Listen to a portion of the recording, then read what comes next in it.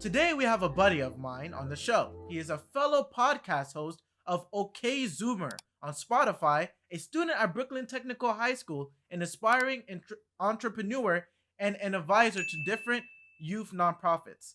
His name is Ethan Castro. How are you, Ethan?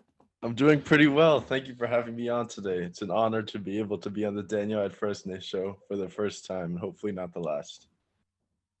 Definitely, definitely. So I have a few questions for you about the work that you are doing, about your lifestyle, and then we're gonna get into the will to say no, which is the topic of this video. So, first question, Ethan. You have a podcast called OK Zoomer.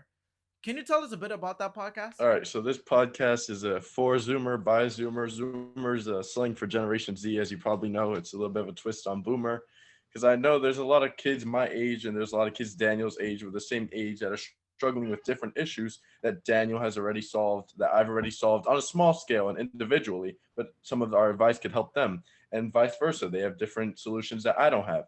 And so instead of just walking around with chickens with no head and not helping each other, even though we all have solutions to different issues, not all the issues, like might as well come together and figure out different things together. And two minds are greater than one.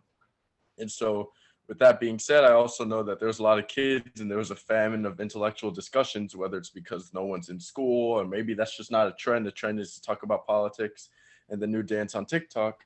And I'm not trying to sound cringe, like grind every day type person, but I just thought maybe I could help in some way or fashion. And it also helps myself pass time. It also helped myself stay sharp and come up with ideas. And so overall, it was an experiment in the beginning, but now I know I want to take it a little further.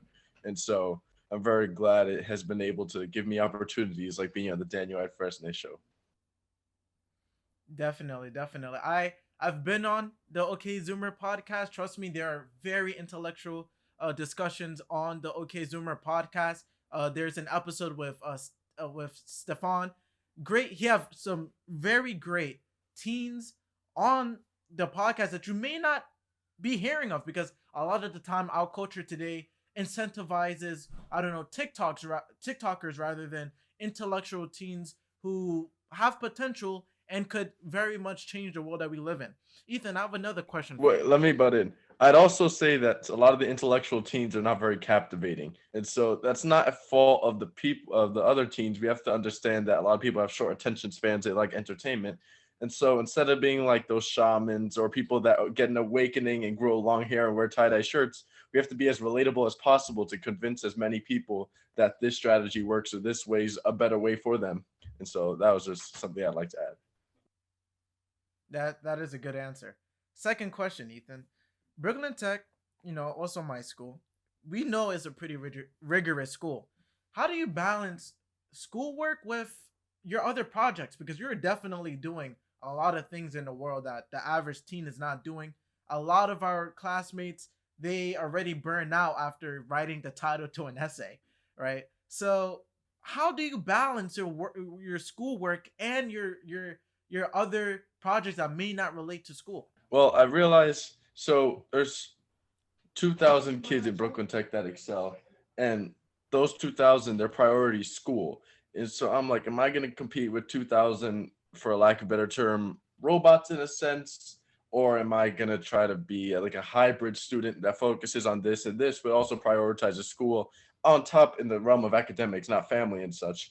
But it's not. So let's just say, for a better answer, I have like 100 units of energy. Some people use all 100 units on school, and some people are way more book smart than I am. So instead of competing with them in something that's their strong suit, I'm like, might as well spend 70 on school, 10 on this, 10 on my podcast, and 10 on whatever else I may be doing to differentiate myself more and to make myself a better overall person. So I can have conversations with older people, conversations with people of different professions, rather than just knowing pre-calc to the T. And of course, there's a ton of benefits to that. You develop your focus muscles, you master a subject, but that's just not my cup of tea as of right now. It can be in the future, but as of right now, what I find the most enjoyment and fulfillment in is diversifying myself in different fields. Definitely, I can definitely relate to that. There's a lot of people in our, not only in our school, but teenagers in general. A lot of them believe that, school is the only thing that we must focus on, and the only way to become successful is through college. And I'm not necessarily saying that college isn't a way to be successful, but there are also many other things you can contribute to the world. Not that's You don't have to necessarily wait for you to finish high school and then finish college because everybody else is doing that.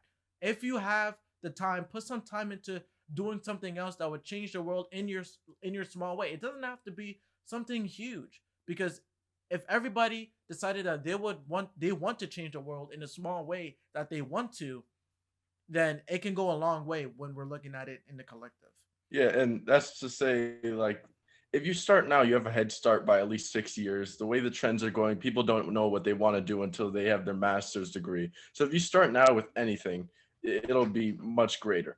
Someone who's wanted to be an engineer since seventh grade is going to make a lot of money in the future because they've already mastered it almost by the time they've gotten to college, or they've already gotten some sort of knowledge on it, or they've already made some sort of progress in their little entrepreneurial venture, in their little club that they started, in their little project. So anything is really greater than nothing. And so don't be afraid, like, oh, I know sometimes in my opinion, I'm like, oh, I don't want to get a head start too far because I want to balance everything. And then I catch myself 8 hours on Instagram. I'm like, balance everything. I don't need balance. I'm already doing 8 hours on Instagram. My brain fools me into thinking I'm burning out, but I'm really not. Definitely. So obviously by now our viewers will know that Ethan is pretty well established in his own right, especially in comparison to in comparison with other teens in our generation. What do you think our generation is most lacking? I think our generation is most lacking. What I could say is a certain mindset, uh, ambition, whether it's drive, whether it's a growth mindset. Because if everyone else is acting a certain way, and your brain subconsciously knows everyone else is your competition, you're like, if I'm lazy and I act a little emo, I'm gonna be on the same par as everyone else. And it's since it's normal, it seems to be nothing wrong with it. But there's a ton of stuff. The average weight of someone in America is obese. That's not normal. That's not healthy, but it's just the average. And so you don't want to be average. You don't have to settle for average. If you're listening to this, you already know more than the average person, or you're a bit of a greater thinker than the average person. And so, wait, can you say the question again? I go off on tangents and forget. It's what do you think our generation is most Okay, lacking? so yeah, they need some motivation. They need a better mindset, and that's all I'll say. A lot of stuff stems from that. When you have a good motivation, you figure out, oh, I need to get healthier. Oh, I need to stay more focused. When you have a better mindset, you're like, oh, maybe I'm not dumb. I just don't know how to do 10x minus 3x equals y. So it's just a growth mindset and more motivation. I know it's simple but not easy. Like, where do I get the motivation from? You listen to Daniel, you see Daniel, you're like, wow, Daniel's doing all that. And I remember Daniel in ninth grade skipping classes. I remember Daniel in 10th grade skipping classes. If Daniel could do that, then I could do that. And Daniel had the growth mindset. Daniel didn't settle like, oh, I skipped this class and I got a 90. That means I could skip all my classes. Daniel realized, oh, for the next 4 years, I kind of have to stick it out, even though I'm not going to do this class for the rest of my life. And so having that mindset, like, all right, this isn't a waste. This is growing my persevering muscles, and everything is a benefit in somewhat. And so a growth mindset and motivation. Def, that is a good answer, and I'd I'd contend that our viewers think that is a good answer as well. One thing that I'd venture to say, one of the things our generation, and not only our generation, is lacking, but rather I think Americans, or even you can even expand this out and say Westerners as a whole, they are losing this ability to say no, and that really connects us to the topic of this video. And the first point I think we must hit, uh, you know, to give advice and to help people not only be able to say no in the greater scheme with in relation to other people in their communities and in their country, but they need to be able to say no to themselves on a personal level. And so one of the things that Gen Zers, but not only Gen Zers, but millennials and other Americans, because the truth is we are in a wealthy society, and so we do not need it.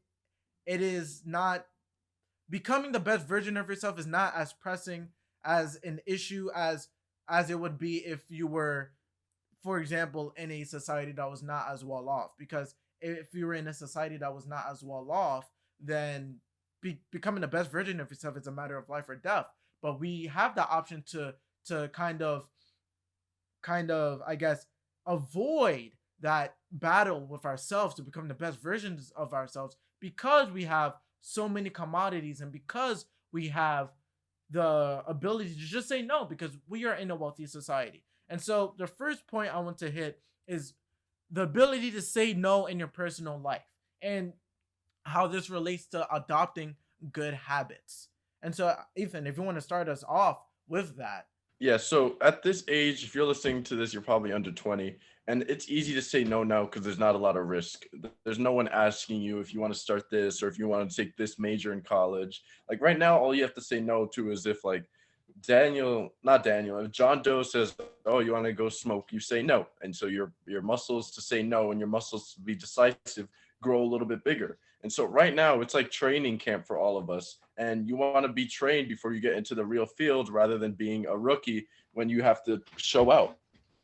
And so there's a lot of stuff you have to say no to. Sometimes I have to say no to the thought that maybe I can't do entrepreneurship. Maybe I can't do a podcast because no one else is doing it. Maybe I can't be this because no one in my family has been that. And that's the saying no to myself. I have to say no. That mindset is not serving me. Whoever told me that, it doesn't really care about me all that much. I'm going to forget them in the next month. If I don't see them, they're going to forget me. Or if they remember me, they're going to be jealous in some sort of fashion that I didn't listen to the discouragement.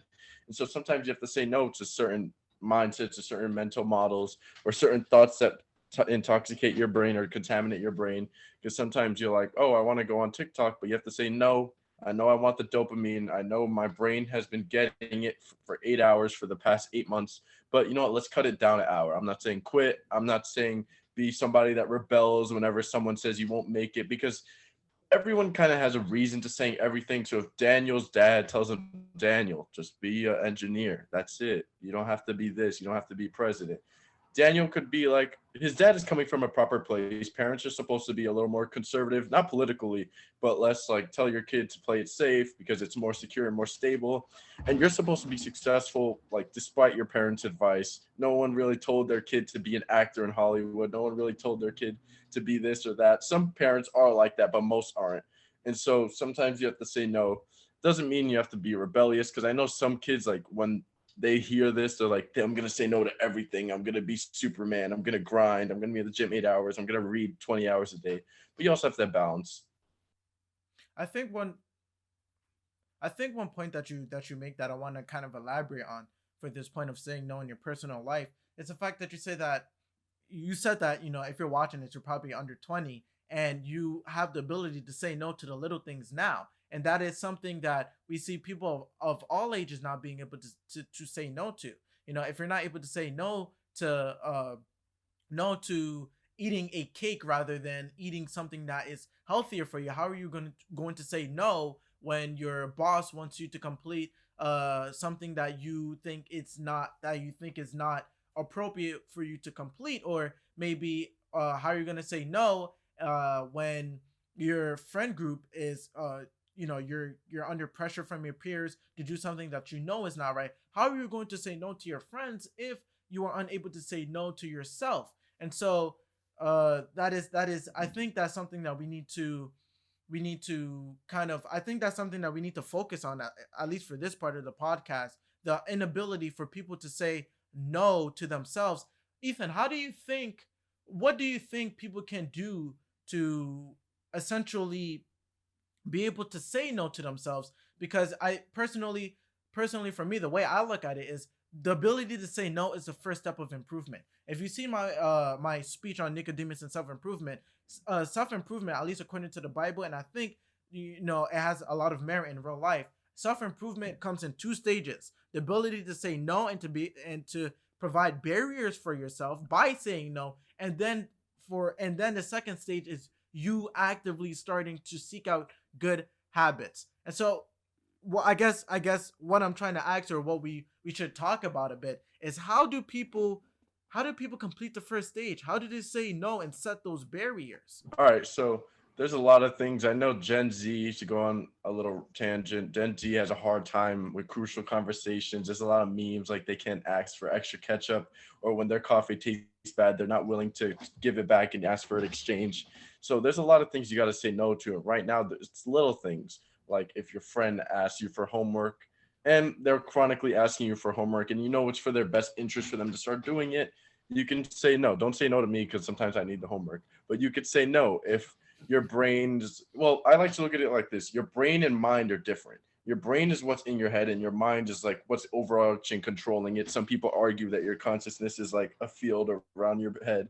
And so your brain and mind are two different things. I would like to see say your subconscious mind as well. So your brain wants dopamine because it's a happy chemical and it thinks it's getting a reward for something it did. That's why when you play video games, you get a little bit of dopamine. You feel rewarded, like I did a good job in Call of Duty or I did a good job in FIFA. And sometimes when you're eating, you're like, oh, this tastes good. And your brain, when you eat sugary food, your brain's just telling you this is good for me because it helps me run longer distances. It helps me expend more energy. But if you look at everything like that, you realize some stuff is a little bit pointless. And so sometimes we have to weigh the pros and cons in our head really quickly. Like, if I eat this donut, will it matter tomorrow? And you're like, not really. But if I eat it every day, it's going to matter negatively.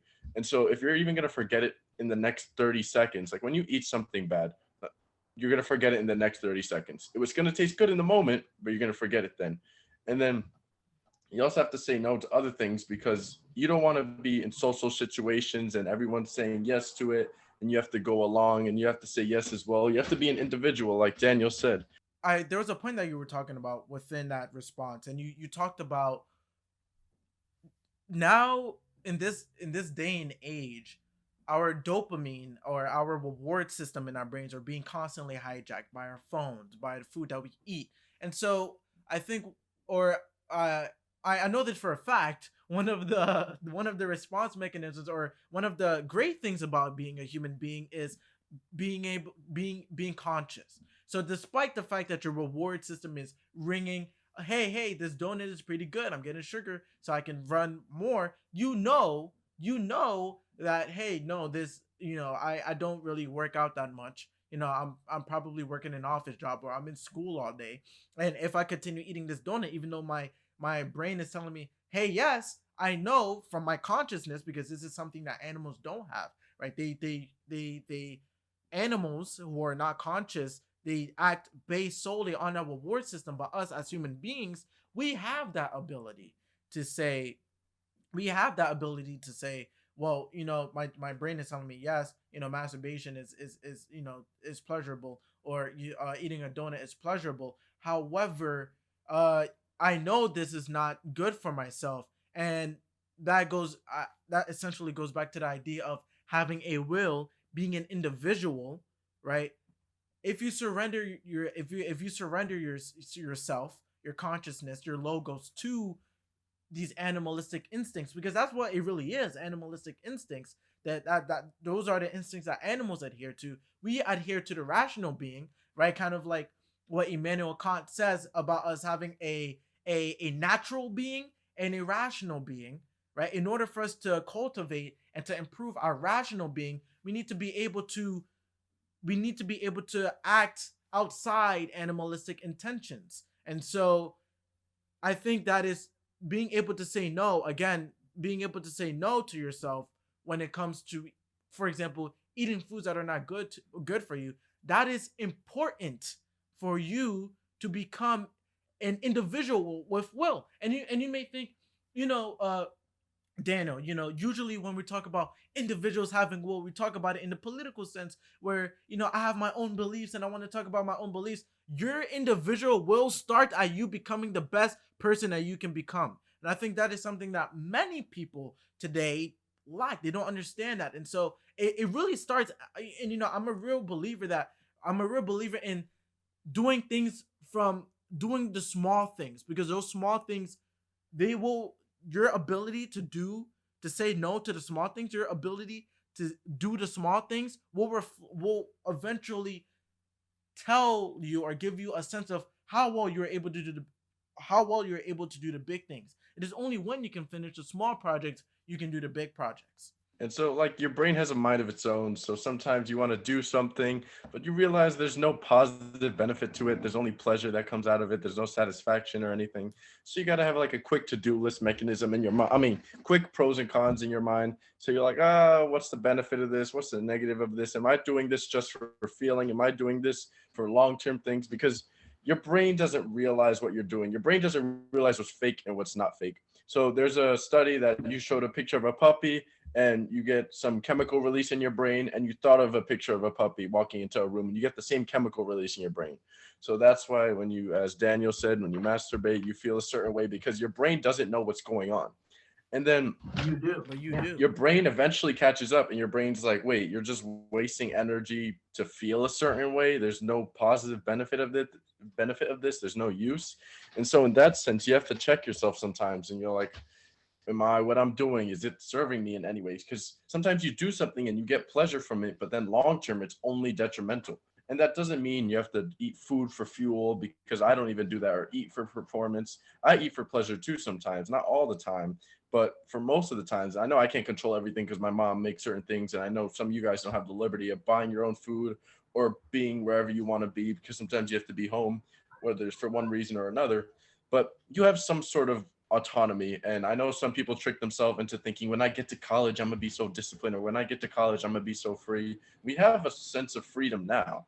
If you're spending 8 hours on Instagram, you could do that 8 hours doing almost anything, doing something positive, doing something negative, doing watching the Daniel Idfresne Show, watching OK Zoomer podcasts. You control what you do on your phone. I know some of your parents check your phone, but some of your parents don't check your phone, and some of your parents kind of need to check your phone. I'm not saying they're gonna, but some of you guys do some crazy stuff on your phone.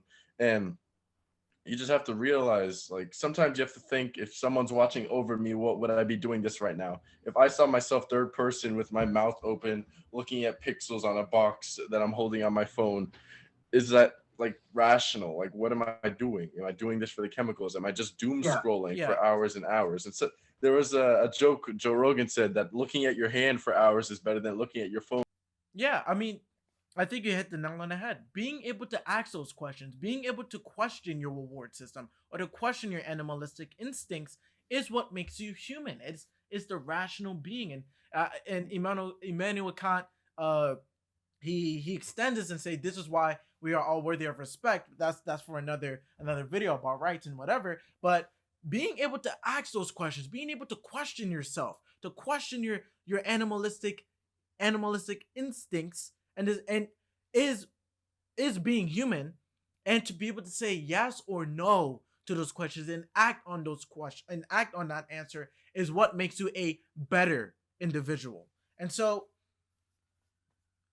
I was gonna move us on to saying no in the first circle of I guess the first collective realm, right? So we just explored saying no in the individual realm.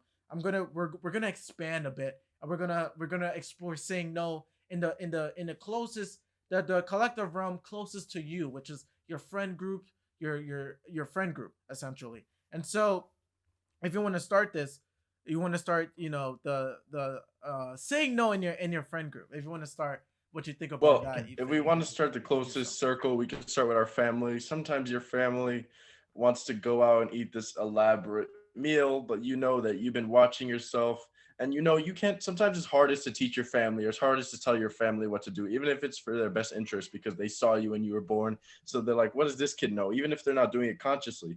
So sometimes you have to be like, Mom and Dad, I'm going to be in my room today, and I'm gonna do what I have to do when they're watching TV as a family. That doesn't mean isolate yourself, but that means sometimes you have to have a little bit of autonomy. And you have to know your parents, they've already, for a lack of better sense, made it. And sometimes they're not conscious of every time you have a homework assignment or what have you. And so they don't even know that. So sometimes you have to be like, Mom and Dad, I gotta do homework right now. Even if it's not a normal time you do homework, even if it feels like you're kind of shunning them, sometimes you have to do what you have to do, and they'll understand it later on. They might not understand it in the moment because they're like, oh, my son's being impulsive. He just doesn't want to hang out with us. But sometimes you have to do that. And with your friend group, sometimes you got homework, but you want to hang out with your friends and you haven't seen them in a long time. And most of the time, I would say hang out with your friends in this day and age, because we barely see our friends, and socialization is very important. And you could just send your teacher an email, hey, sorry, I was hanging out with my friends. I haven't seen them in a long time. It made me really happy. Can I have an extension? And so sometimes it's better to beg for forgiveness and ask for permission. And so yeah, and your friend group, and sometimes you have to say no. Like sometimes maybe Daniel will make fun of me. He won't, for having a podcast and being like, Ethan, why is it so choppy? Ethan, why are you stuttering or what have you? Sometimes I have to say no to Daniel. Like, Daniel, I'm not going to listen to you. You don't have my best interest in mind right now. but eventually he will. Like now he does. He never didn't, but now he's encouraging it. And I'm sure in the beginning he was a little hesitant, like, this sounds all right. I don't know about this. So sometimes you have to reject whatever impression they're trying to put on you, because not every expression needs it. Not every impression needs an expression. I think I think you're hitting at an extremely important part. And for the viewers out there, remember what I talked about you being able to do small things so you can be able to act on those big things as well. What Ethan is talking about essentially is showing respect to your friends. I mean, they are your friends, they are your family. You have to know when to show respect to them, because if you don't show respect to them, then there's huge consequences when you don't, especially with your parents. But also with your friends. If you don't show respect to your friends, you're gonna lose your friends. But that does not mean you have to give yourself or give your personal you have to separate your person, or give away your personal will, your individual will, so you can maintain those friends. And I think that is something that many people, especially teenagers, because teenagers are hyper, they're hypersensitive to their hierarchy, to their triangle, not to the triangle, to their circle, right? I was thinking of a hierarchy there, so I said triangle, but they're hypersensitive to their circles, and so they're really they do not want to lose their friends, because when you're in your teenage years, your friends are everything, right? I'm not gonna lie about that. When you're in your teenage years, your friends are everything, and so what we see is people kind of taking advantage of that, especially in teenage circles, where they say, we want to do something that may not be healthy for you, or may not be good for you, and it's not good for you. Your will is telling you no, right? You're exerting your human ability to question, right? And you're saying, what is that thing that my friend group is the thing that my friend group want me to do, is that good? No, right? And acting on the answer, of that question you asked yourself, is conducive to becoming the best individual you become. People lack that second step. They're unable to act on the second step because they're hypersensitive to their friend group, and they think that, hey, if I don't say, they think to themselves, hey, if I don't say yes to Stephanie, then I'm gonna lose her as a friend. First things first, I'm gonna make two quick points here, and Ethan, you can respond if you want to. First, if your friend is so insistent on you doing something that they want to do, and they do not want to keep your best interest in heart as well, then you should maybe also question whether that friend is good for you or not. And the second point is, referring back to that first point about small things carry on into big things. If you are unable to keep your individual identity, your individual will with your friend group, how are you expected to do that in the greater society? When society is telling you something that you probably shouldn't do. Maybe it's stone your neighbor because, I don't know, they said something that your community don't want you to, your community doesn't want your neighbor to say. How are you, if you're unable to say no to the people you know best, how are you able to say no to the people you may not know as well in greater society? And so those are the main 2 points I wanted to make. If if you question what your friend group is telling you to do, what to do, if you question it, you say, and you are unable to act on the answer of that question to become a better person, because you are afraid of what your friends will do to you. Question whether those friends are actually healthy, or those friends are a healthy group of people you should be interacting with. But also, B, know that if you're unable to express yourself as the person you are, as the individual you are, if you're unable to exert your will where it is needed, right? I'm not saying to exert your will on your friends and make your friends do whatever you want to do, but if you are unable to let them know of your will, if you're unable to let them know of the individual that you are, how are you to do the same when strangers are telling you to do things that you shouldn't do? All right. So yeah, I know there's very few athletes, this is an example, that could practice poorly and show out in the game.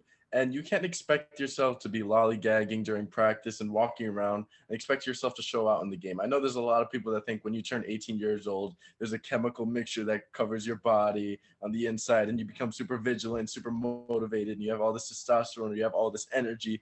It's not the case. It doesn't happen. That's why there's a lot of people that aren't where they thought they were going to be because they didn't prepare for it when they knew they should have been, because they thought it was just going to come naturally. And even if the different scenarios of saying no, even if you have to separate your friends, like everyone talks about, oh, if your friends are being racist, you have to talk to them. I 100% agree with that. But I'd also like to add, if your friends are gossiping, sometimes you have to separate yourself and tell them. Sometimes you might have to tell them, or maybe you just keep it internal. Like gossiping isn't good. It leads to a lot of negative things. It contaminates your brain. Or maybe if they're complaining all the time, you're like, guys, you don't stop complaining. It's getting a little overboard. It's getting a little annoying. You guys are turning into weak people. I see it before my eyes. I've seen my friends that like to complain about school or what have you turn into lazy people and distracted people because they just kept telling their brain, this is not good. This is not how it should be. I'm not going to do it unless I get my way, or blah blah blah, because there's a difference between advocating and complaining. And I've seen kids that gossip all the time, and now all they do is gossip, all they do is judge other people, and people don't like you if you gossip or complain. Gossiping and complaining is annoying. And Socrates said weak minds talk about people, average minds talk about events, and strong minds talk about ideas. And so you don't want to be a weak mind. I know when you're a teenager it's easy because of the social hierarchy and everyone's hyper social. Even though we're probably not going to be friends with most of your friends in the future, you're probably going to still have a few friends, but most of the friends you're complaining about now, or talking with now, or gossiping with now, or gossiping about now, you're not going to remember them in the future. Remember them, but you're gonna still have the habit too. You're still gonna have the habit of gossiping even after. Yeah, yeah. I definitely agree. There's there's kind of this, you everybody knows the phrase, you're the average of your five friends. And you know that's I mean, from personal experience, I think everybody have anecdotal experience of how that phrase is true.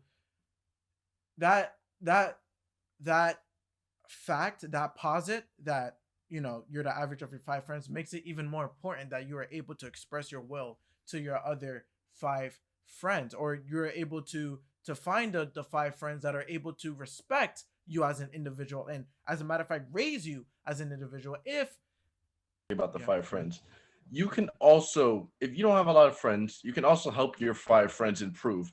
You don't yeah, have to separate yourself every time, because then what are they going to do? You don't have to be their savior, but you can't leave them hanging in the sense. That's a little bit messed up. and that's where will comes in. Yeah, yeah, If Daniel's being lazy, I'm like, you know what? Daniel has a lot of potential. I don't look at everybody like who has potential, who can help me in the future. But I was like, I'm not going to let Daniel suffer, and I'm not going to go out of my way to make a new friend group, and I could just raise the one I have now. And sometimes you think these five people are going to accept you because they're ambitious and you're ambitious, but sometimes that's not the case. And then you're going to lose the friends you once had. And you're not going to get the friends you thought you were going to have.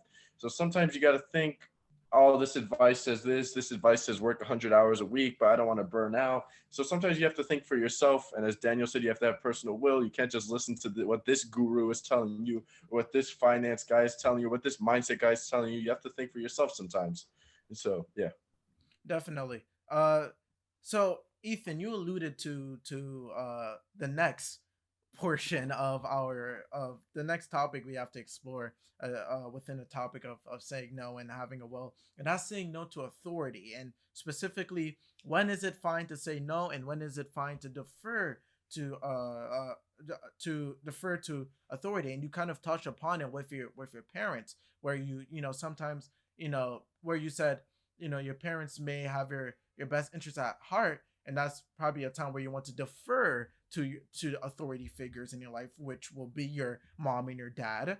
But there are also times where you have to say no to authority, where authority, where authority, I guess, in a grand scheme, may not have your interest in heart, because the difference between authority, as in the government, or in authority as in your parents, is that your parents always have your best interest at heart, even though it may not be something that you want to do. But authority in a grand scheme, when it comes to, like, for example, governments, it may not have your best interest at heart all the time. And so, we've went from saying no in the individual sense to saying no within your close circle, within your friend group, to saying so now we want to explore saying no when it comes to authority. What are your thoughts on saying no when it comes to authority? You talked about it a bit, but what are your thoughts? Sometimes your parents have your best interest, but they also are like to play it safe. It's just natural for parents to do that. So a lot of our form of rebellion may not be terrible. My form of rebellion is not smoking, but rather being super ambitious and wanting to be an entrepreneur when a lot of my family works for the city. And Daniel's rebellion, not everyone has to be rebellious, but almost all teenagers are rebellious in some sort of fashion. Daniel's rebellion might not be smoking, but it might be like, Dad, you want me to be this or you want me to play it safe. I'm not going to play it safe. I'm going to start when I'm 16. Your dad might want you to start when you're 18 or 25 in order to have a better grasp on everything. And that's 100% true. But sometimes we have to experiment ourselves. And as I said before, a lot of the successful people, they didn't get the social permission from their parents. But that doesn't, I'm not saying to take crazy risks, but I'm saying to think about different things. I'm also saying listen to your parents 100%, obey your mother and father. But sometimes you have to think for yourself and you're like, and sometimes your teachers like do this assignment. And some teachers, they don't know, they're not really relevant. They are stuck in their time period or whatever. And so they're like, oh, do this, to go to college, do this. And they give you a timeline that may not be for you. Going to college may be for you, but their step afterwards may not be for you. Maybe you want to be an entrepreneur. Maybe you want to work somewhere and everyone's telling you to take risks. And you're like, you're a little anxious and you're like, the best thing for me to do is just take a steady job. And so sometimes people may have your best interest in mind, but they might not know you very well. So they don't really know what your best interest is. They don't know what the best outcome for you is. They don't know the type of person you are, the type of person you're going to be, the type of person you were. And so sometimes you have to say no to the standards or limitations people put you on or the bubble people put you in. You're like, no, as much as I'm a friend as with Daniel, this is just an example. As much as I'm a friend with Daniel, we're going two different paths.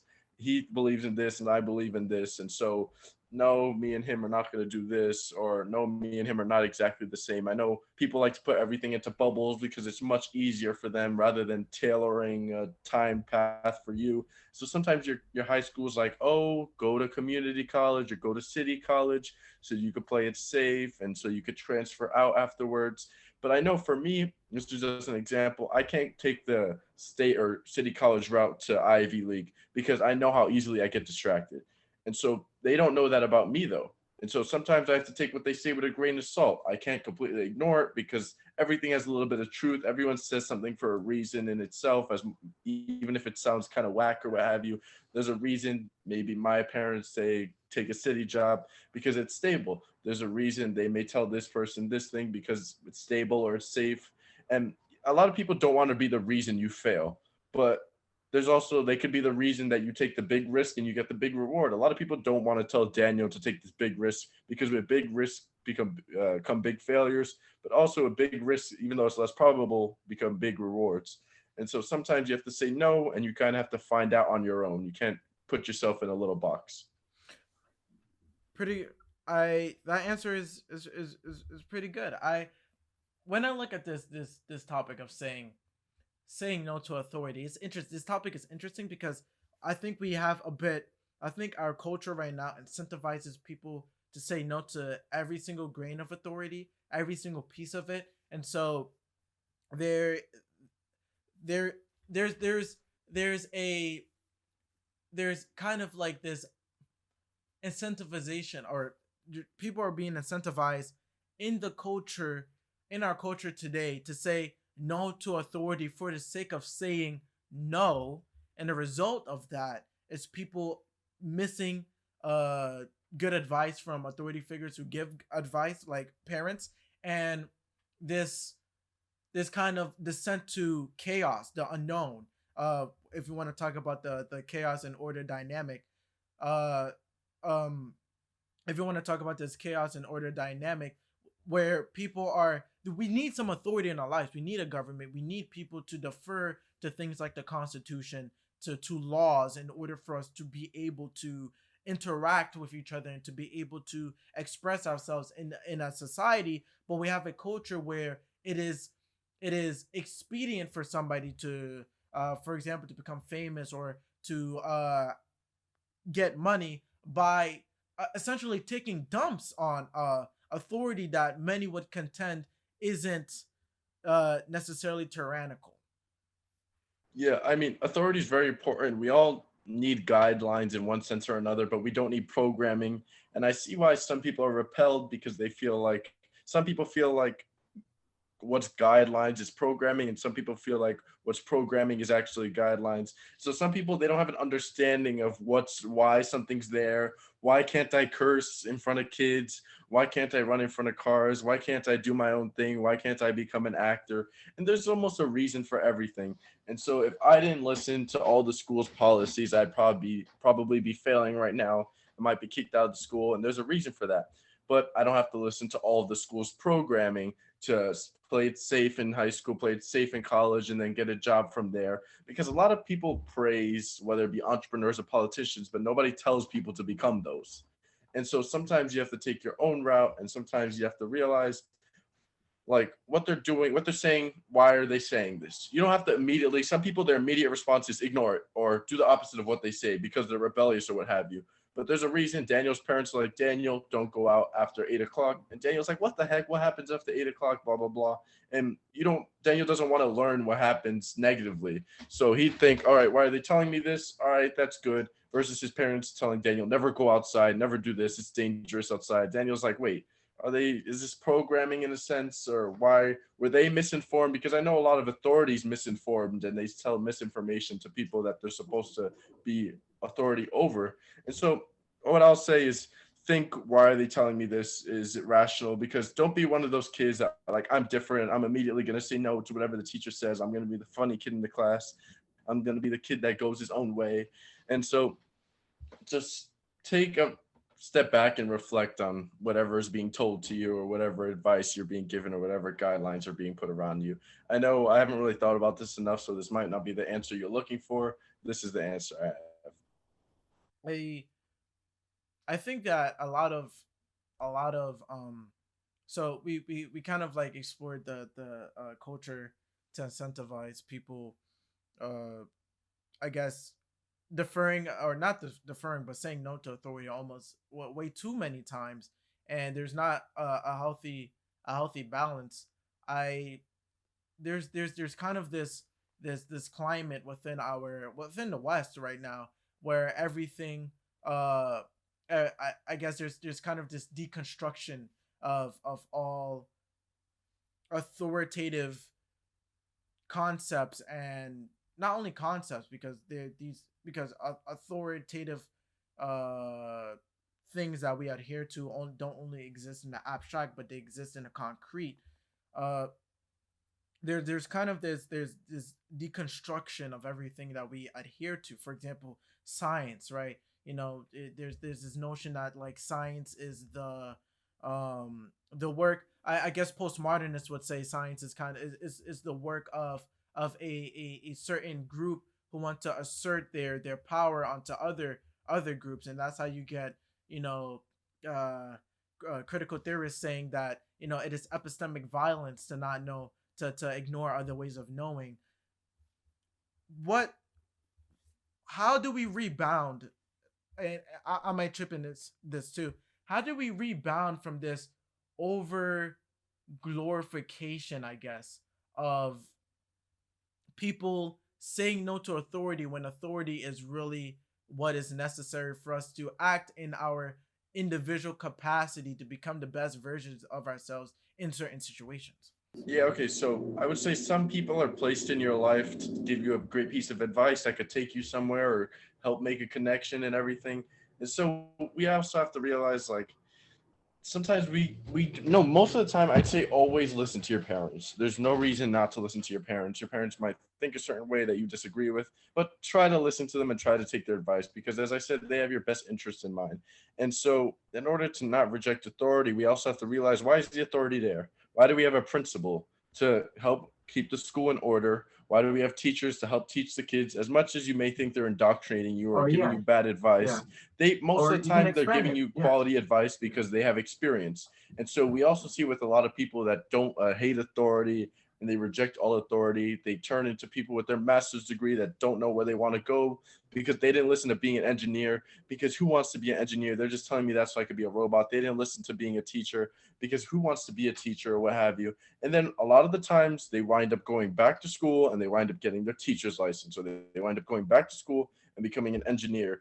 Don't be someone who rejects authority and then winds up having to go back and spend way more time than you had to. I want to actually extend on that, and that you're talking about that on like a personal, like individual level. But I'm gonna expand on that, and talk about what you just said, and like the, I guess, when we're talking about us as a society, there are certain authoritative concepts and contentions that we adhere to, and because and the probable result of us trying to deconstruct everything and saying that all these different authoritative figures, all the government, philosophical contentions that we adhere to, because there are certain, there people don't get this, but there are certain philosophical notions that we adhere to, that we deem as authoritative, like naturalism. um when we deconstruct everything, we can end up going back to a time where we do not have all the wealth that we have. And you might be wondering, Danny, you're going way, you're expanding it extremely. You're expanding what Ethan said extremely. You kind of lost the connection there. What Ethan basically said is, there are times where you need to adhere to authority, because the authoritative figures know what is best for you, because they've been there before. And just because you wanted to ignore that authoritative figure, because just for the sole fact, just because who cares, I'm me, I want to do whatever I want. There's a completely new a completely new person in town, and I'm gonna do whatever I want. Once you end up you know because you did not listen to that authoritative figure, you end up losing more in life. You end up losing the time that you could have spent doing something else. And it and this is how I connected it to what I just said about people, people starting to deconstruct all of the authoritative contentions that we adhere to. So you're wondering, how does that connect? How does what Ethan said? So essentially, what Ethan contended was, do not omit authoritative advice, or do not ignore authority for the sake of ignoring authority. And you may be wondering, Daniel, how did you connect that to our culture today? And let me tell you how I'm connecting that to our culture today. People are essentially eroding our authoritative, for lack of a better term, things, right? People are they are kind of eroding at authority, at authoritative philosophical contentions, at authoritative departments such as the government, uh, and things like that. People are kind of eroding at those things for the sake of eroding them, for the sake of destroying them. And just like that person who ended up getting their master's degree at X thing, and they realize X thing is useless to them, and now they have to go back from the beginning. We might be regressing back. We might end up destroying things that have allowed us to be so successful, and we may end up back at zero. And again, let me give you an example. I gave you the example of people's contending, people arguing that science is not something, an objective measure, a way of objectively viewing the world around us, and thus using science as a way to make decisions that are greater than the individual. People are, I kind of went on a rant here, but people are sort of just stabbing science to death for the sake of destroying science. And there are people who are making contentions that science is the product of the white man or something like that. And they're legit scholars in academia who are making contentions like that, eroding science essentially for the sake of it, and destroying authority like that, like naturalism, like government, like our constitution, authority figures, not because they're tyrannical, but for the sake of doing it, because there's a cultural incentive to take a poop on authority. it can lead us down a really dark path. So don't forsake authority for the sake of forsaking authority. Yeah, if you take anything from this, I just say what I'm saying is don't be a robot, and what Daniel's saying is don't be a rebel, and what I'm saying is have a filter, and Daniel's saying don't be a fool. And so you have to realize, why are you doing a certain thing? Your brain can be telling you to do this, whether it's be rebellious, or I know a lot of people like to say abolish the system, whatever system it may be, but you have to realize, am I going to side with them? What is their thought process? I may disagree with them. You don't have to go a certain way because everyone else is going that way, and you don't have to reject a certain thing because everyone else is rejecting it. I know some people are like, oh, school should teach this, school shouldn't teach that. I may disagree with them. You may disagree. I may be saying try to be more of a leader, and you may be disagreeing because you're like, oh, if there's too many leaders, it'll interfere with each other. Or you may be saying, oh, if everyone listens to Ethan, no one's going to pay attention in school, and that's not good. No one should listen to me in general. You should have a filter. Your filter may filter me out. Your filter may filter Daniel out. Your filter may filter the advice someone's giving you out. But don't be a fool, and don't ignore it just for the sake of ignoring it. Don't ignore it because Daniel said Ethan's not smart. Don't ignore it because someone said Ethan has terrible views on this, or Ethan has terrible views on that. You have to think for yourself. Yes. Yes. All right. So with that, saying no to authority, it kind of slides us into a phenomenon in our culture today, and a lot of people uh, know this to be, or the name for this is cancel culture. And so essentially, uh, some people would contend that cancel culture doesn't actually exist, but I again, like I said, there is a culture incentivizing people to essentially be fools and forsake authority for the sake of forsaking authority. And one of the side effects of that is essentially banishing people from polite society. And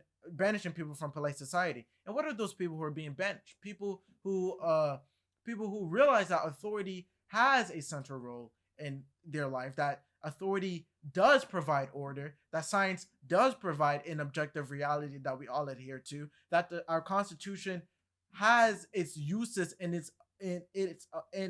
the constitution is there for us to be able to live as Americans side by side without us killing each other. And this, I guess this is for another topic, but the idea that all authority, all order that civilization provides is demoting man to a lesser state. This Rousseauing idea is the basis for leftist thought in a way. But what I want to really get to with Ethan is, no matter where you are in the political spectrum, no matter who you are, what you believe, I do believe there is a cancel culture. And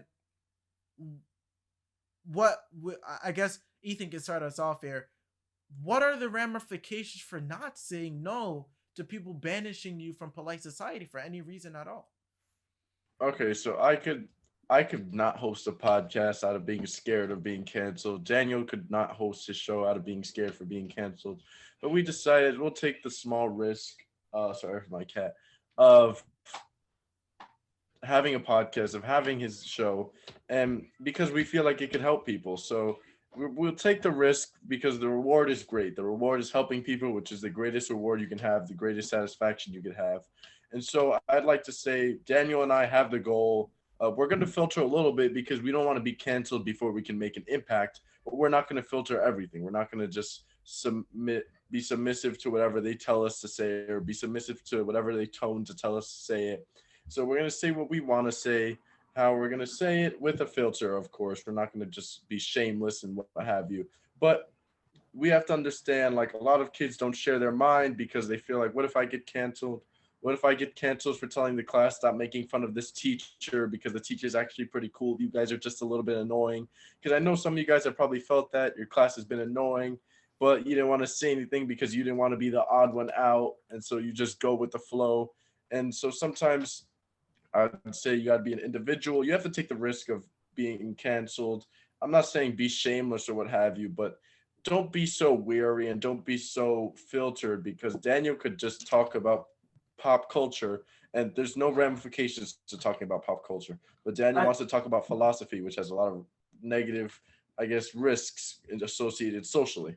Yeah, I think there are 2 points that I want to kind of elaborate on that you kind of brushed upon as you were giving your answer. One about radicalization, from people not being able to express their opinions, and the second thing, it kind of escaped me a bit, and that's choosing your battles. Yeah, choosing your battles. So the first point, one of your contentions within your answer about the ramifications of not being able to say no to cancel culture is uh people not being able to express their opinions. I wouldn't start this podcast. Ethan wouldn't start his podcast or give his opinions. And um what that really does is it really causes bad ideas to fester in that dark corner. If you ban almost everybody from polite society, then there'll be actual dangerous conspiracy theories. There'll be really bad ideas that cannot be debated, that cannot be refuted. Uh, and that's kind of what happens in greater human history. Remember, it was only a few hundred years ago where we could have free speech, discourse. It was only 250ish years ago where that was enshrined in supreme law that we call the Constitution. And so, for the most part of history, why do you think for the better part of history there were very small actual moral I guess moral improvements to the human condition, but after the start of making sure free speech is a crucial part to a culture and is recognized legally, why is it after that we start seeing massive moral improvements in the human condition, right? For the better part of human history, there was slavery, right? And people had slaves.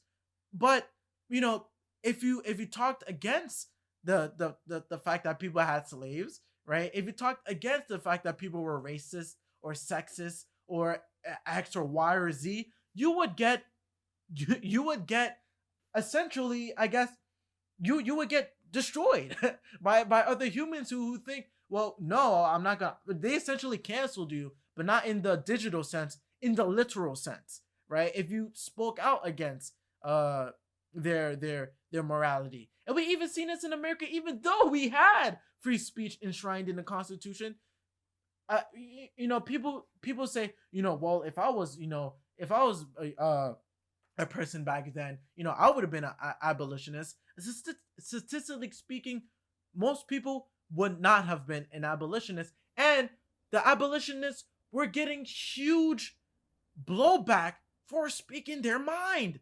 There was this abolitionist, I believe his name was Elijah Lovejoy. He got huge blowback. I think he ended up getting murdered, right? And that was in the country with free speech enshrined in the Constitution. Imagine nations and civilizations without free speech, without free speech inside the civilization. For example, I think it's in Rome.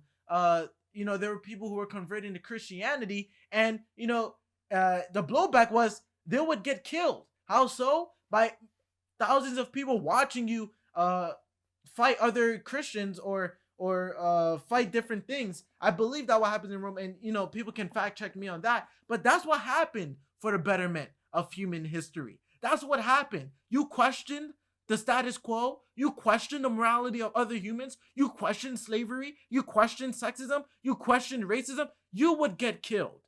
You would get canceled literally. And it is only 250 years ago we had legal recognition, a legal recognition of free speech that allowed people, that give people legal cover, even though they didn't have cultural cover, right? Abolitionists didn't have the cultural cover to speak their minds, but they certainly had the legal cover to speak their minds. And that's how they forcefully gave their opinions to the Americans who refused to listen. And that's why today we can proudly say we are against slavery. We can probably say we are against sexism. We can probably say we are against these things. And that is because we were able to create a culture and a legal system that acknowledges people who have dissenting opinions. And so that's the first point. The second point you kind of brushed on, and I want to get deeper into it, is choosing your battles. And so we have people who are aware of cancel culture, but instead of choosing their battles and trying to prove to people why cancel culture should be canceled, essentially, why cancel culture should be canceled, they kind of they act like fools, and they actively seek to be canceled for the sake of being canceled. That's a that's a perfect way for people to say, maybe cancel culture isn't that bad because he is saying some ridiculous stuff just for us to just to get on our nerves, right? And that's something you shouldn't be doing, right? Right you you've acknowledged the problem. That's the first step, right? You've acknowledged there's cancel culture, or there's problem X, there's problem Y. You choose your battles now. That is the second step. Do not for the sake of just angering other people. Oh, I want to anger those libtards. Oh, I want to anger people on the right. Do not just for the sake of that. Do not just for the sake of angering other people. Try to do whatever you want to do. Do X or do Y, because trust me, that is a perfect way of not solving the problem. And so we see a lot of people today who acknowledge cancel culture exists, but instead of actually, proving to people why it shouldn't exist, they they add on to the problem by essentially proving to people why it should exist when it shouldn't. So those were two kind of you brushed on these things, right? Not acting like a fool, and also, us being able to take the risk. We have to take the risk in order to speak our minds, because there are huge ramifications if we do not. Those are two things I've heard from what you said, Ethan. Yeah, I'd also say, like, no one knows who the bad guy is. So now we feel like censoring one side is better because of this or what have you. But that's not going to show us the holes in our practice or the holes in your practice. And so we kind of have to listen to everyone, even if we have to take it with a grain of salt, because I know some people are speaking on impulse, or they're just giving an expression to an impression they have, and it may be a little bit exaggerative. But we can't filter everything one side says or everything one person says. I can't filter everything Daniel says, because yesterday Daniel said that my cousin is a little dumb or what have you. It might have just been a issue in the moment or what have you. And so we also have to realize no one knows who's wrong. No one knows which side is wrong, because, as Daniel said, you guys may have not been the standout abolitionist you thought you may have been. If you're not even willing to ask the waiter for an extra this, or ask to exchange this, or you're too anxious to do this or that, you can't judge people like Daniel, or you can't judge other people for being expressive, because the more you express yourself, the higher the probability of you being wrong. The more you go outside, the higher the probability of you getting hit by a car. That doesn't mean you are going to get hit by a car, but you're not going to get hit by a car really if you're indoors. But you can't isolate yourself indoors in order to avoid being hit by a car. You have to have some filter. You have to think, why am I doing this? Why should I do this? And you have to understand, like, the pros and cons of everything. Like, I'm going to go outside because I need fresh air and it helps keeps me sane. I'm I'm not gonna get close to people or what have you, but I'm also not gonna isolate myself in my home, even if this person says it's the right idea. Even if this person says it's the right idea, I'm not this person. I'm not Daniel. I'm not John Doe. I can't do this. I can't stay home all day. I'm not Jane Doe. I can't go to parties without my mask on or what have you. And so you have to understand. You have to think for yourself most of the time, and you can't ignore them because they may have some sort of advice that may help you, and so you can't completely ignore John Doe because there's a reason he's staying home. You can't completely ignore Jane Doe because why is she going out and partying? Because she developed a lot of toxic energy, let's just say. And I know a lot of people, like, they get all this energy that cultivates and then they let it out in one shot instead of being steady over the course of a time period. Because I know I went out for walks every day. And so I have no urge to go to parties. I have no urge to go to a place without masks. But some people that stood home all the time, now they gave in, and now they go to this place, they go to this person's house or what have you. And so you can't always judge people because they may have been judging me when I went for my walks. This is an example. and then now they gave in and this happened. So you have to take advice, you have to learn from other people, you have to analyze other people, because it's a lot easier to learn from others' mistakes than it is to learn from yours. And also, if you're not even willing to make mistakes, like Daniel and I are willing to make mistakes. We know we're going to make a lot of mistakes in the early days of our podcast, in the early days of whatever we may be doing, but we're going to suck it up because we know the reward is great. We know if people actually listen, we're probably going to get canceled. Not get canceled, but the more people that listen, the more likely we are to get canceled. The more people that listen, the more likely we are to help somebody. And so you have to take the risk sometimes. And And you have to take the risk of listening to this person, even though they may say something terrible or what have you, but they also may say something that helps you. And so you can't be a fool and filter out everything, but you also you got to be your own person, but you have to understand different things. I don't know entirely what I'm saying, but I know there's something in there that maybe you could learn from, or maybe you could develop in your thought process. to kind of wrap it all off for saying no to cancel culture, essentially what I think me and Ethan are trying to say is, you know, being able to exert your will on on the impression of greater society is conducive to a free and healthy society. Remember, I said this before in the beginning, right? That that the individual needs to be able, the will of the individual, and the fact that every individual has a will and they're able to say no, because saying no proves that you have a will, is conducive to a free and healthy society. What cancel culture essentially does is that it artificially cuts off your will, certain parts of your will, certain parts of your beliefs, in order to fit you in the collective. So there's two ways people end up being in this collective, where the dangerous collective, because remember, in the beginning during my monologue, I said there are two types of collectives where individuals come together, not sacrificing their will, but coming together to do something great. And there's a collective where people surrender their individual beliefs to a collective ideal, and that's the one that is dangerous for a free and healthy society. Now, there are two ways. There are kind of two ways you can end up having that dangerous type of collective. There are two ways. There is a kind of voluntary way, and there is a I'm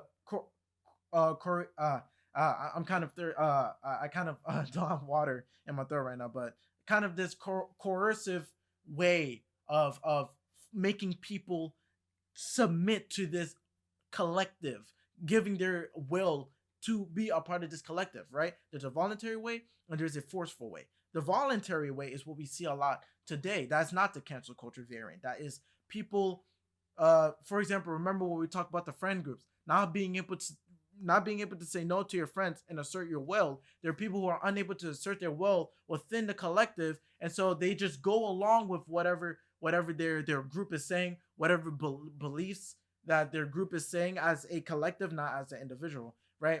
And so they just voluntarily go with it, voluntary voluntarily go with it. The second way is forceful. Is a coercive way, the coercive manner in which people kind of fit into this dangerous type of collective, and that is cancel culture, right? Where people, in our society, we have a culture of people. We should have a culture, an ideal. We should have a culture of people being able to dissent, to provide dissenting opinions, and for people to talk to each other without fear of being digitally, or in some instances, literally canceled, right? And so cancel culture kind of feeds into that second dangerous form of collectivism, right? That dangerous form of collectivism where you surrender your will, you surrender the individual to the collective. Cancel culture is a forceful, right? Cancel, remember, the voluntary and the forceful, right? Those two forms of those two, I guess, ways of becoming a part of this dangerous collective that I speak of. Cancel culture, endorsing cancel culture or promulgating cancel culture in our society is a almost perfect way of having people form that dangerous collective, and by extension endanger our free and healthy society. And so the last thing I want to kind of talk about with Ethan is saying no to a polarized political climate. So now we've gone from the individual, right, the unit of reality, the individual himself, herself, and now we're talking about greater culture today, because today we see two factions, just two splitting factions, and we most Americans are actually centrists, right? They have beliefs from both sides of the political aisle, but right now the culture incentivizes people, or it gives voices to people who surrendered themselves as individuals to one political group or the other political group. And so uh how do we solve this? I mean, saying no is the solution, but do you want to elaborate on that, Ethan? We solve it by being the change. If everyone cleans the front of their house, the whole world will be clean. So you don't have to worry if this person is acting a certain way, or if this person believes a certain way, or you don't have to worry about if this news media is tailoring to a certain audience. We just have to focus on ourselves, and we have to try to be the change. We can't either expect if everyone changes, then I'll change, or if no one changes, then I won't change. We have to do that. We can't always talk about our philosophy. Daniel can't always talk about how bad cancel culture is. Daniel has to embody it. Daniel has to have controversial opinions on. Daniel has to have controversial statements. He doesn't have to be shameless and try to be canceled, but he doesn't always have to try to filter out everything in order to not get this person mad, or in order to please everyone. And so in that sense, we also have to realize, like, why do I feel a certain way? Why do I hate this side? Or why do I hate this side? Do I even hate them? Do I even agree with everyone on my side? Do I even have a side? I'm only 16. What does it even matter? I don't even have a horse in the race. I'm going to cancel John Doe because he believes in this when we're both 16. We both even haven't voted. We both don't know anyone who's voted. We both haven't had any influence in the voting election other than posting a repost, stay in line when voting. I mean, we have to realize, we have to take into account, we have to take inventory of our power, our influence, what we're doing, or why we're thinking a certain way. We can't just blindly be chickens with our head cut off. You tell me what to do and I'll say it. You tell me what to say and I'll say it. You tell me how to act and I'll do it. You tell me what to believe and I'll do it. Like, if you believe everything of one side tells you to believe, you really have to reflect. I don't believe everything if I lean to one side. I don't believe everything on either side. I believe some stuff on both sides. I'm more centrist than one side or one side. And so that also into all factors of life. If your friends say we hate this person, you're like, whoa, not we, you guys. I don't hate that person. Daniel's pretty cool. We don't hate Daniel's podcast. I like Daniel's podcast. We don't hate Miss So and so. I like her. Just because you guys have a low grade because you didn't pay attention doesn't mean we all have to collectively hate her. So you have to be an individual in that sense. And if your friends cancel you for that, that means you may not have the best friend group, or you may have to like teach them, like, that's not how you guys act in the real world. That's how it's going now because of the political climate. But once all this is over, you're gonna look like a fool, and you're gonna have that habit ingrained in your head, and it's gonna be harder to break than it is now. So think about it right now, reflect right now. Like, why do I think this? Why am I feeling this? Why do I say this? And you could, I know there's going to be a cognitive dissonance, so you might not change because cognitive dissonance is almost like it's been a lie the whole time. Like, oh, whoa, my mindset has been bad the whole time. I know I had that over the summer. I was like, whoa, math isn't everything. I have to learn how to read, and now I love reading. And so you guys also have to realize you're going to experience some cognitive dissonance. You're going to feel like it's a lie. You're going to feel like someone influenced you to believe a certain thing, or you're going to feel like everything you thought in the past was wrong and you wasted so much time.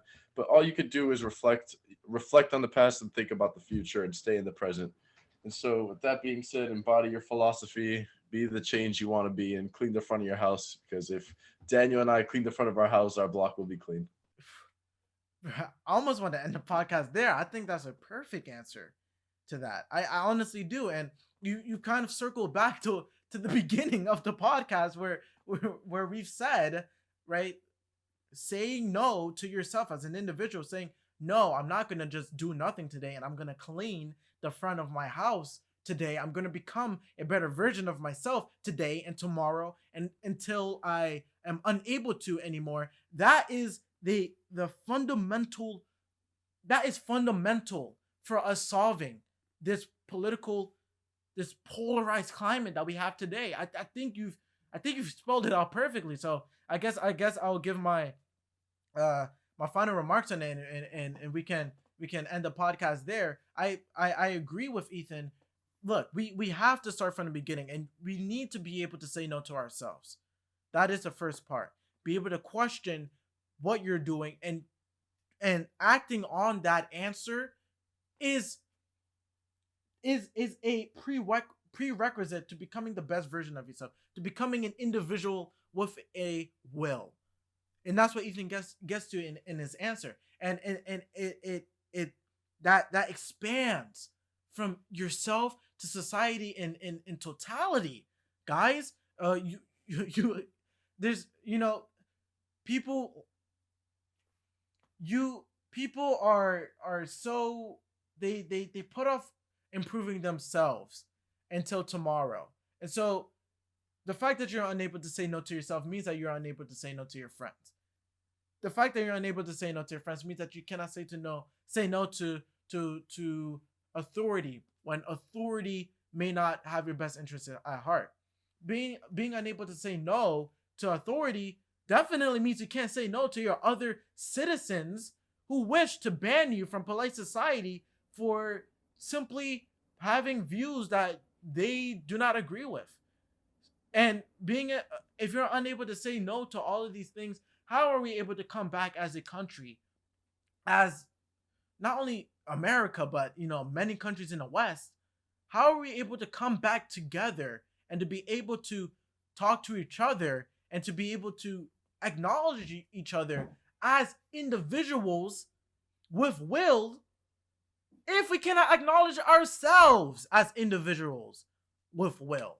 If you cannot clean your room, as Jordan Peterson would say, or if you cannot clean the front yard, as Ethan would say, how are you going to acknowledge the humanity, the individualism, the will in other people? And so